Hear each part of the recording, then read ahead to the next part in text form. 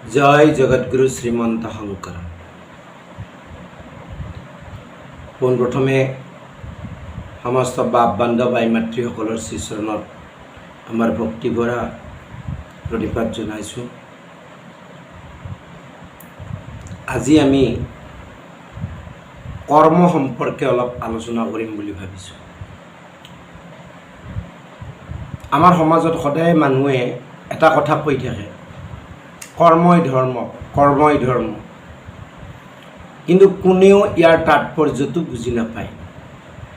কি কৰ্ম কৰিলে ধৰ্ম হয়? অচেতন হৈ আমি যদি কৰ্মবিলাক জড়জাগতিক কামনা আসক্ত হৈ যদি কৰোঁ, তেনেবিলাক সেইবিলাক কৰ্মই আমাক বান্ধে, অৰ্থাৎ বন্ধনৰ কাৰণ হয়। অৰ্থাৎ আমি জন্মান্তৰে সেই কৰ্মৰ ফলবিলাক আমি ভোগ কৰিবলগীয়া হয়। আৰু যদি বেদে কোৱা মতে চেতন হৈ আমি যদি কৰ্ম কৰোঁ, তেনেহ'লে সেই কৰ্মৰ পৰা পুণ্য উপাৰ্জন হয়।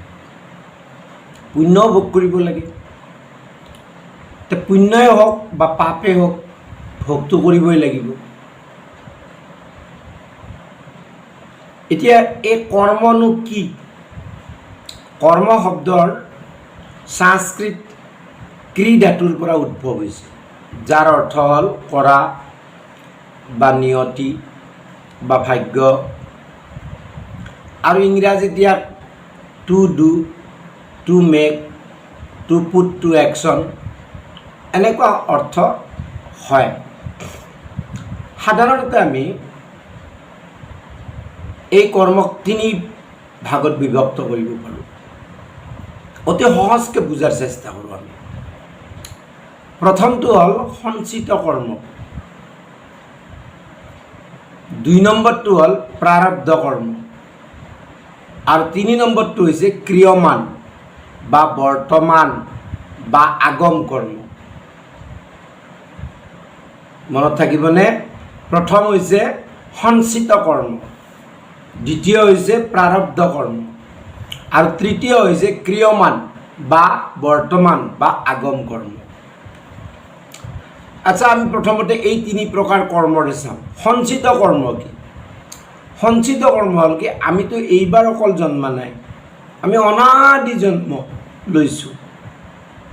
অনাদিকাল কিমানবাৰ মনুষ্য ৰূপত জন্মিছোঁ, কিমানবাৰ আন আন যোনিত জন্মিছোঁ, তাৰ থান ঠিক নাই। গতিকে এই যে সঞ্চিত কৰ্ম হ'ল আমাৰ অতীতৰ যি জীৱনত কৰা যি ভাল বেয়া কাৰ্য, যি আমাক পৰৱৰ্তী জীৱনতো অনুসৰণ কৰে। আজি আমি ভাল বেয়া যি কাম কৰিম, ই আমাক পৰৱৰ্তী জীৱনতো অনুসৰণ কৰে, আমাৰ পিছে পিছে যায়। আমাৰ বৰ্তমান জীৱনত যিটো শৰীৰ পাইছোঁ, এইটো শৰীৰ যে পাইছোঁ, আৰু যি পৰিস্থিতিৰ আমি যেনেকুৱা পৰিস্থিতি, কোনেওতো হাত ভৰি ভাঙিব নোখোজে, ভাঙে। কোনেওতো বেমাৰ, ডাঙৰ বেমাৰ হোৱা বাঞ্ছা নকৰে, হয়। কোনেওতো জ্বলি পুৰি মৰিব নোখোজে, মৰে। এইবিলাক যে পৰিস্থিতিৰ যে দাস হওঁ আমি, ইয়াৰ কাৰণে এই সঞ্চিত কৰ্মই দায়ী। এই সঞ্চিত কৰ্মই দায়ী। ইয়াক আমি এই জীৱনত ভাল কাৰ্য আৰু পবিত্ৰ চিন্তা ভাৱনাৰে শুদ্ধ কৰিব পাৰোঁ। অৰ্থাৎ সঞ্চিত কৰ্ম, ভাগৱত শাস্ত্ৰই কৈছে পৰ্বত আকাৰ হৈ আছে। ইমান সৃষ্টিৰ আদিৰ পৰা এই জীৱবিলাকে নানা জনিত জন্ম লাভ কৰি যিমান কৰ্ম কৰিছে, সেইবিলাকৰ ফল আমি কৰ্মফল বুলিও ক'ব পাৰোঁ।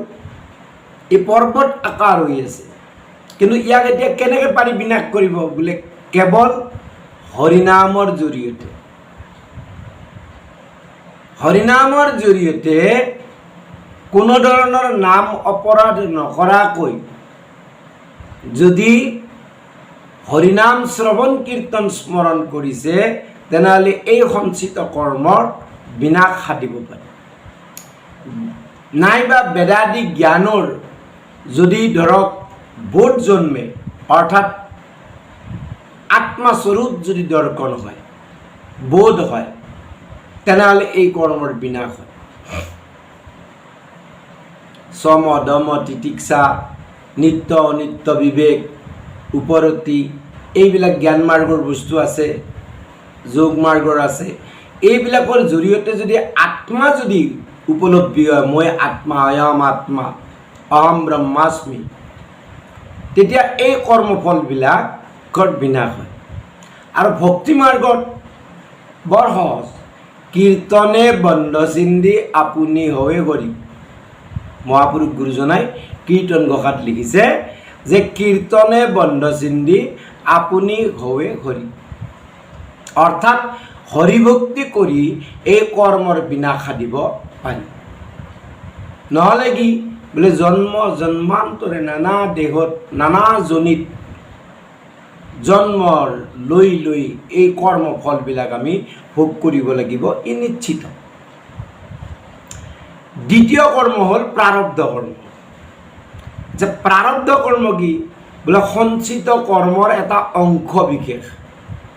পৰ্বতাকাৰ সঞ্চিত কৰ্ম আছে, তাৰে এটা অংশ মাত্ৰ এই শৰীৰটোত ভোগ কৰাৰ কাৰণে নিৰ্ধাৰিত কৰা হৈছে। আৰু ই আমাৰ বৰ্তমান জন্মত আমাৰ জীৱনক প্ৰভাৱান্বিত কৰে। যদি এই দেহৰ জীৱনৰ বাবে নিৰ্ধাৰিত কৰ্ম এই জীৱনতে যদি ভোগ কৰি শেষ কৰোঁ, তেন্তে বাকী থকা সঞ্চিত কৰ্মখিনি আমি আকৌ আন আন দেহত ভোগ কৰিব লাগিব। এতিয়া ইয়াত ভোগ কৰোঁতে আমি যদি পুনৰ দুখ পাওঁ, সুখ পাওঁ, তেনেহ'লে আকৌ সঞ্চিত কৰ্ম হ'ব। মোৰ ভৰিখন ভাঙিল কিবা কাৰণত, বা হাতখন ভাঙিল, নাইবা দেহত কিবা এটা বেমাৰ হ'ল, আৰু মই বৰ কষ্ট পাই অনুভৱ কৰি মই তাক ভোগ কৰি আছোঁ, ভগৱানকো কৈ আছোঁ, মানুহৰ আগতো কৈ আছোঁ। যিমানে আমি কৈ আছোঁ সিমানে আমাৰ আৰু সঞ্চিত কৰ্মফল যোগ হৈ আছে। কিন্তু যদি ঈশ্বৰৰ ইচ্ছা বুলি যদি তাক ভোগ কৰোঁ, তেনেহ'লে সেই কৰ্মবন্ধটো ছেদ হৈ যাব। কিছুমান প্ৰাৰব্ধ কৰ্ম এতিয়ালৈকে জীৱনত আমাৰ আৰম্ভ হোৱা নাই, কিন্তু আমি ইতিমধ্যে হৰিভকত হ'লোঁ, হৰিক নিৰন্তৰ হৰিনাম শ্ৰৱণ কীৰ্তন কৰি আছোঁ। তেতিয়া ভগৱানে কৈছে যে সেই প্ৰাৰব্ধ কৰ্ম বিনাশ হয়। যদি আৰম্ভ হোৱা নাই, কিন্তু যদি ইতিমধ্যে আৰম্ভ হৈছে ক্ৰিয়া, তেনেহ'লে কিন্তু নহ'ব। কিন্তু যিটো প্ৰাৰব্ধ কৰ্মৰ ফলৰ এতিয়ালৈকে ক্ৰিয়ান্বিত হোৱা নাই, সেইটো হৰিনামৰ দ্বাৰাই আমি তাক বিনাশ কৰিব পাৰোঁ। আৰু তৃতীয়টো কৰ্ম হৈছে ক্ৰিয়মান বা বৰ্তমান বা আগম কৰ্ম। এতিয়া আমি এই জীৱনত যি তাৰমানে কৰি আছোঁ, আৰু তাৰ বাবে কি কৰি আছোঁ বোলে ভৱিষ্যতৰ বাবে আমি আৰ্জি আছোঁ। আমাৰ এই জীৱনৰ ভাৱ আৰু কাৰ্যই ভৱিষ্যতৰ জীৱনক প্ৰভাৱান্বিত কৰে। এই কৰ্মৰ পৰা পৰিত্ৰাণ পাবলৈ হ'লে জীৱই হৰিভক্তি কৰিবই লাগিব। হৰিভক্তি কৰিলে নহ'ব, অহংকাৰ শূন্য হ'ব লাগিব, মই মোৰ থাকিব নালাগিব। আৰু যিয়ে কৰ্ম কৰোঁ ঈশ্বৰৰ প্ৰীতিৰ অৰ্থে কৰিব লাগিব, আসক্ত হৈ কৰিব নোৱাৰে, কামনা বাসনা মনত ৰাখিব কৰিব নোৱাৰে। গতিকে কিছুমান ক্ৰিয়মান কৰ্মৰ ফল এই জীৱনতে পোৱা যায়, আৰু আন কিছুমান ভৱিষ্যত জন্মত ভোগৰ বাবে সঞ্চিত হয়। যেনে আমি এটা এই ক্ৰিয়মান কৰ্মক দুই ভাগত আমি ভগাব পাৰোঁ, আৰব্ধ আৰু অনাৰব্ধ। আৰব্ধ কৰ্ম মানে যি কৰ্ম কৰিবলৈ লোৱা হৈছে বা অংকুৰিত হৈছে, আৰু অনাৰব্ধ মানে এতিয়াও নিষ্ক্ৰিয় পৰ্যায়ত আছে, ই অংকুৰিত হোৱা নাই। এতিয়া চাওক, দুজন মানুহে চুৰি কৰিবলৈ গ'ল, আৰু চুৰি কৰিবলৈ গৈ এজন ধৰা পৰিল, আনজন পলাই গ'ল। যিজন ধৰা পৰিল তাৰ কৰ্মফলটো লগে লগে ভোগ হ'ল, কাৰণ মানুহে মাৰিব, পুলিচত দিব, জেল খাব। কিন্তু যিজন পলাল সেইজনে নিশ্চয়কৈ এই জন্মতে হওক বা অনাগত জন্মতে হওক তাৰ ফল ভোগ কৰিবই লাগিব, নিস্তাৰ নাই। সেইকাৰণে শ্ৰীমদ ভাগৱত গ্ৰন্থত কৰ্ম সম্পৰ্কে ব্যাখ্যা দিবলৈ কৈছে, বেদে যাক বিহি আছে তাকে বুলি কৰ্ম, বেদে যাক নিষেধিলে সেহিত কৰ্ম, বিহিত নাচাৰি হয় বিকৰ্ম পাতেক, এই তিনিবিধ কৈল তোমাত প্ৰত্যেক। নিমিৰ যাক কৈছে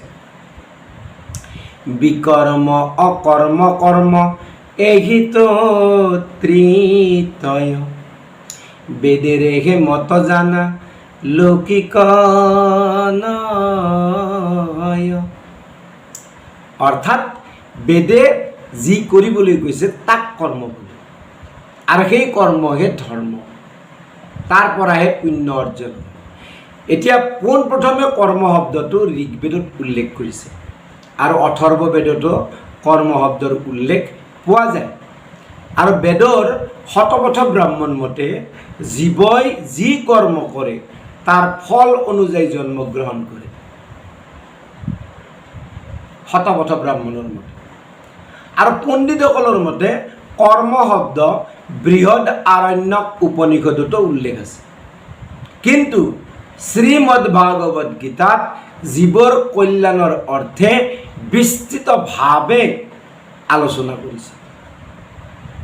জীৱৰ নিজা আশা আকাংক্ষা পূৰণৰ অৰ্থে এই জগতত কৰ্ম কৰিবলৈ বাধ্য। মায়াৰ দ্বাৰা মোহিত হওঁ, মনত আশা আহে, জ্ঞানেন্দ্ৰিয়ৰ সংস্পৰ্শত জড়জগতৰ সংস্পৰ্শত অহাৰ লগে লগে ভাৱ আহে, বুদ্ধি নিশ্চয় কৰে, আশা আহে, কামনা আহে। গতিকে কৰ্ম নকৰাকৈ জীৱই এক মুহূৰ্ত থাকিব নোৱাৰে। এই কায়িক কৰ্ম হওক, বাচিক কৰ্ম হওক, মানসিক কৰ্ম হওক।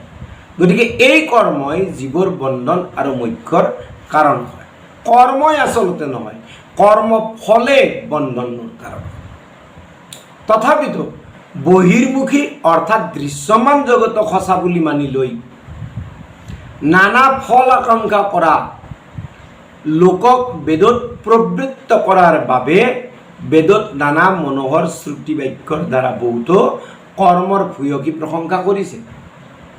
নাৰায়ণ পূজাৰে চাব, যি পাঁচালিখন, নাৰায়ণ পূজা যদি কৰে পুত্ৰ নোহোৱাই পুত্ৰ পাব, ধন নোহোৱাই ধন পাব, কিমান ভূয়সী প্ৰশংসা কৰে। ক'ত আছে নাৰায়ণ পূজা? ভৱিষ্য পুৰাণ আৰু স্কন্ধ পুৰাণত আছে। আৰু সেইকাৰণে যিহেতু প্ৰশংসা কৰা যায়, মানুহে কি কৰে, এই কৰ্মবিলাকত প্ৰবৃত্ত হয়। কিয় প্ৰবৃত্ত হয়? মায়ায়ে মোহিত হুয়া কৰ্ম কবখানে, বেদৰ পুষ্পিত বাক্যে মতিব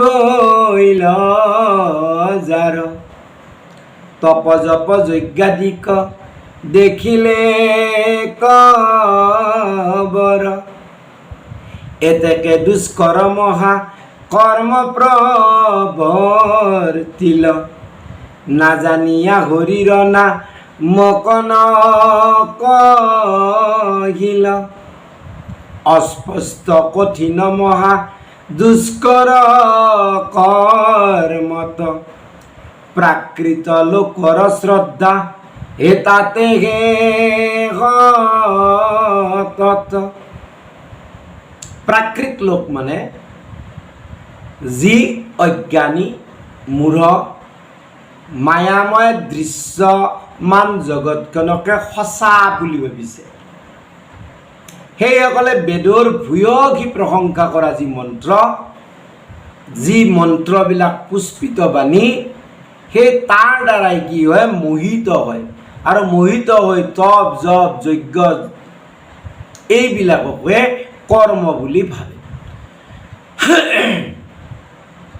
সেইকাৰণে আমাৰ বহুতে কয় যে বিয়াখনত যদি পুৰোহিত এজন নাথাকে বিয়া হেন নালাগে। পিতৃ মাতৃৰ শ্ৰাদ্ধ কৰ্মত পুৰোহিত নাথাকিলে কিবা ভাল নালাগে। কিয় বোলে বেদৰ পুষ্পিত মন্ত্ৰ মনোহৰ বাক্যৰ দ্বাৰাই মোহিত হৈছে, হৈ কি কৰিছে হৰিক এৰিলে, হৰিক এৰি কি কৰিলে এই কৰ্মত প্ৰবৃত্ত হ'ল। ফলস্বৰূপে কি হ'ল বোলে বন্ধনৰ কাৰণ হ'ল। যেনেকৈ অবোধ বালকক তিতা ঔষধত তাৰ শাৰীৰিক মংগলৰ বাবে মৌ মিহলাই দিলোঁ, দি তাক প্ৰবোধ বাক্য তাক বুজালোঁ, চাহ এই খালে এনেকুৱা হ'ব তেনেকুৱা হ'ব। ঠিক তেনেধৰণে বহিৰ্মুখী লোকসকলক কৰ্মৰ ভূয়সী প্ৰশংসা কৰি বেদকৰ্মত প্ৰবৃত্ত কৰোৱা হয়।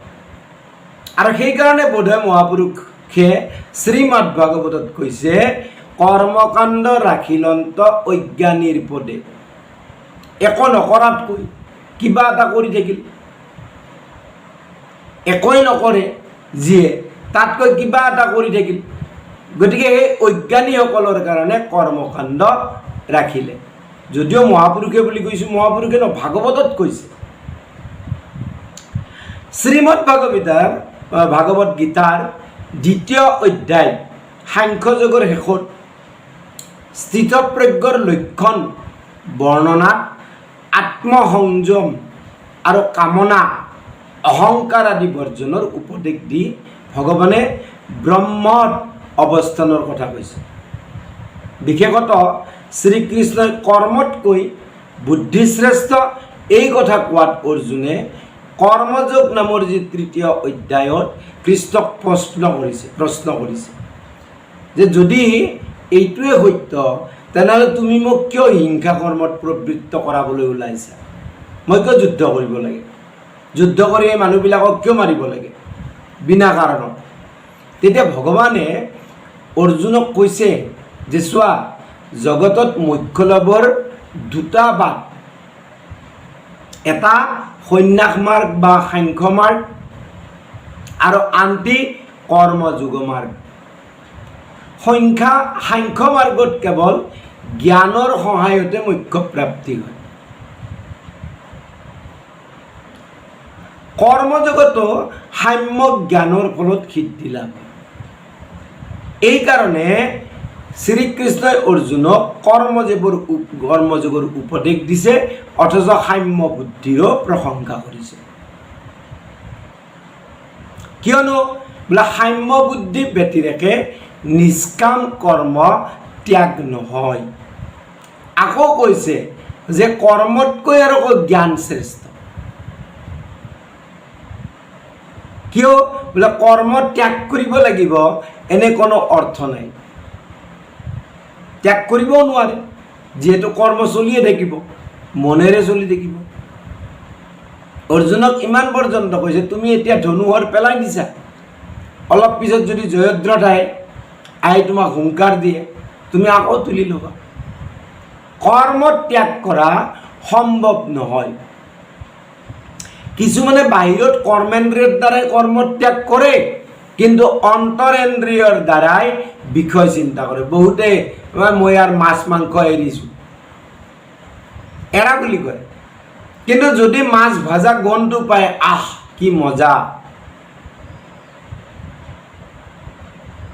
অন্তৰেদি কিন্তু ক'লে, নাইবা ক'লে ইহঁতেনো কি খাই থাকে এইবিলাক। মাছে কিন্তু তেওঁকো এৰা নাই।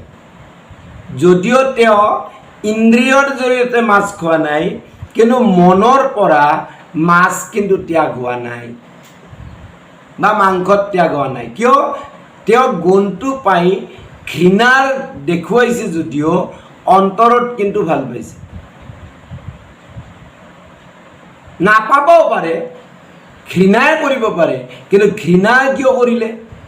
তাৰ মানে তেওঁক এৰা নাই। আৰু তাক বিতৰাগ বুলি নকয়, বৈৰাগ্য বুলি নকয়। সেইকাৰণে সেইজন অত্যন্ত কপট আচাৰী, মিছলীয়া, যেনেকৈ মাতৃবিলাকে কয় মোৰ 3জন পুত্ৰ সকলোকে মই সমানে মৰম কৰোঁ, এটা ধুমুৰ মিছা বুলি কয়। কাৰণ মন এটা, গতিকে এজনৰ প্ৰতি দুৰ্বলতাটো বেছি হ'বই, সমানে ভাল পাব নোৱাৰে। গতিকে হে অৰ্জুন, তুমি কৰ্মেন্দ্ৰিয়ৰ দ্বাৰা অনাসক্ত ভাৱে সংযত হৈ কৰ্ম কৰা আৰু অন্তৰেন্দ্ৰিয়ৰ দ্বাৰা অৰ্থাৎ মন আৰু বুদ্ধিৰ দ্বাৰা সম্পূৰ্ণ বিষয় চিন্তা পৰিত্যাগ কৰি কৰ্মৰ ফল আশা নকৰি কৰ্তব্যবোধত কৰ্ম কৰা। কিয়নো কৰ্মত্যাগ কৰাতকৈ কৰ্ম কৰাই শ্ৰেষ্ঠ, কিন্তু অনাসক্ত হৈ। গোপীবিলাকে কৰ্মত্যাগ কৰা নাই, কিন্তু কৰ্মত আসক্তি নাই। আৰু সেইকাৰণে শৰৎকালৰ পূৰ্ণিমাৰ নিশা মাজ নিশা ভগৱান কৃষ্ণই ৰাসৰ কাৰণে বাঁহী বজাইছে আৰু সকলোৱে নিজ নিজ পতি পুত্ৰ গৃহকৰ্ম এৰি ৰাস কৰিবলৈ ওলাই আহিছে। এই জগতত প্ৰজা বৃদ্ধিৰ কাৰণে আৰু জগতক ধাৰণ বা পোষণৰ বাবে যজ্ঞাদি কৰ্ম বিহিত আছে। যি কৰ্ম যাৰ বাবে বিহিত সেই কৰ্মই তাৰ পক্ষে যজ্ঞস্বৰূপ। গতিকে এনেকৈ নিয়ত কৰ্ম বা যজ্ঞাৰ্থে কৰ্ম অনাসক্ত হৈ যদি ঈশ্বৰত মন প্ৰাণ অৰ্পণ কৰি একনিষ্ঠা বুদ্ধিত যদি কৰিব পাৰে, তেতিয়া ই কি হ'ব? যজ্ঞ কৰ্ম হয়। গতিকে এনেকৈ কৰা কৰ্ম বন্ধনৰ কাৰণ নহয়। কিন্তু কলি যুগত অল্পায়ু লোকৰ কাৰণে, অল্পজ্ঞানী লোকৰ কাৰণে অহংকাৰ শূন্য হৈ মই মোৰ গৰ্বভাৱ এৰি কামনা পৰিহাৰ কৰি কৰা সম্ভৱ নহয়। আৰু সেইকাৰণে মহাপুৰুষ গুৰুজনাই নহয়, আনকি বেদতো কৈছে যে কি হৰিনাম আটাইতকৈ শ্ৰেষ্ঠ। কি কৰা? আৰ একেখানি মাত্ৰ শাস্ত্ৰনিষ্ঠ দৈৱিত নদৈৱকিত নয় কৈলা যাক দেৱ এক মাত্ৰ দৈৱকী দেৱীৰ ভূত দৈৱকী পুত্ৰৰ পদ সেৱা কৰ্ময়কে এই মানে মাত্ৰ মন্ত্ৰ একে তান নাম মাত্ৰ অদ্ভুত। মহাপুৰুষ মাধৱদেৱৰ কৈছে। গতিকে ঈশ্বৰৰ প্ৰীতিৰৰ্থে কৰা কৰ্ম বন্ধনৰ কাৰণ নহয়, মুখ্যৰ কাৰণ। সেইকাৰণে আমাৰ কাৰণে শ্ৰেয় মাৰ্গ হ'ল হৰি ভকতি। আৰু হৰি ভকতি যদি কৰা যায়, মহাপুৰুষ শংকৰদেৱে কীৰ্তন ঘোষা পুথিৰ প্ৰহ্লাদ চৰিত্ৰত কৈছে, মতে চিত্ত দিয়া কৰ্ম কৰিও সন্তোষে তেবে কি কৰিতে পাৰে সংসাৰৰ দোষে। আৰু এই একে কথা গীতাৰ ৫ম অধ্যায়ৰ ১০ম শ্লোকতো কৈছে, আকৃত্তা যজ্জনো জাতি নিৰয়ন্তস্য কৰ্মণঃ সমৰ্পণাদ যস্তু তোষতমহম কৃষ্ণম আশ্ৰয়ে। অৰ্থাৎ হে নৰনাৰী, কৃষ্ণৰ লোকক কেনে কৃপা চোৱা। নিত্য নৈমিত্তিক কৰ্ম নকৰিলে পুৰুষৰ নৰক হয়, হেন সেই কৰ্মকো কৃষ্ণত অৰ্পণ মাত্ৰকে কৃষ্ণ তুষ্ট হয়। গতিকে এতেকে তেওঁক পৰম কৃপাল জানি সততে সজা। গতিকে এইখিনিয়ে কৰ্ম সম্পৰ্কে আজি আলোচনা কৰিলোঁ। কৃষ্ণ জয় জগতগুৰু শ্ৰীমন্ত শংকৰ কৃষ্ণ।